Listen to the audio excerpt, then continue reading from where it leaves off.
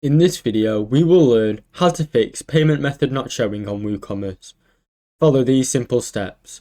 Go to Woocommerce, then go to Settings and Payment. Ensure that all the payment methods are enabled. If the payment methods are disabled, simply click Enable. After that, check for payment method restrictions. Some payment methods may be restricted based on shipping method or countries.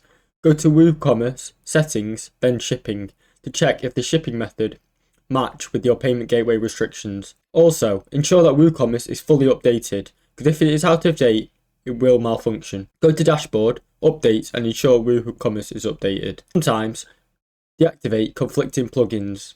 Other plugins can conflict with payment gateways, so go to Plugins, Install Plugins, and deactivate any recently installed plugins.